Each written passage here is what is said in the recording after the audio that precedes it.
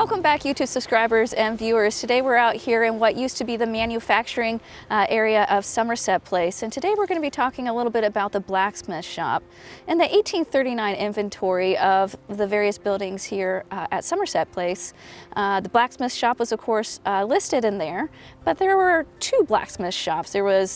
One was called the Old Blacksmith and Carpenter Shop, and one was just the regular blacksmith. Now, we believe that the Old Blacksmith Shop and Carpenter Shop would have been the original blacksmith shop constructed here when the plantation was founded all the way back in 1785. So probably somewhere around the 1790 standpoint is when they had that blacksmith shop here. Now, there wasn't much inventory listed in that building, but in the regular blacksmith shop there was quite a bit of inventory there. Now, the blacksmith shop, unfortunately, we don't know the exact size of it.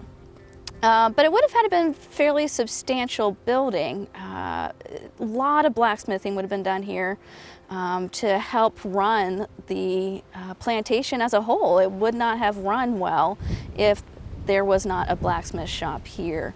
And so some of the items listed were various hammers, anvils, bellows. Bellow probably would have actually been hung from the rafters in the ceiling and pulled, used by a cord by the blacksmith, and then the air would be pumped through a type of tube that would heat the coals from the bottom, actually. And hammers and other various materials as well. Now, we also get a better size, or sense for the size, I should say, of the shop in terms of the amount of iron that was stored in the structure itself. So a little over 3,000 pounds of iron, and then about 1,500 pounds of new iron, and even a little bit of steel as well.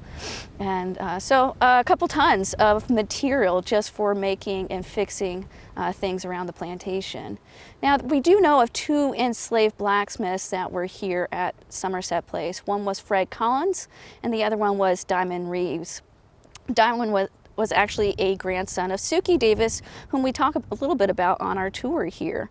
But Fred Collins lived in the building structure, slave home number 11, and he lived in that residence with his wife, a couple children, and they actually lived in this structure with another enslaved family. So all total 15 people living in this one structure that is the size of the reconstructed home for Judy and Lewis that we have here at the site as well. Now, Fred Collins and his family were a part of a division of the enslaved community here in 1843 when the enslaved people were divided amongst Josiah III and his siblings. Fred then and his family now belonged to a sister of Josiah, Louisa Collins, and they were actually part of the migration, involuntary migration, down to Alabama to work on the new plantation down there. Diamond Reeves and his family lived in structure number 25 here at the site. So they're in one of the furthest houses away from where the Collins family lived in the owner's compound area. And Diamond and his wife Mary lived there with their two children. Diamond Reeves, we believe, was actually, we know that Diamond Reeves ran away, or tried to run away at one point in time, but he was caught and brought back to the plantation. And after that experience is when he was married and had a few children as well.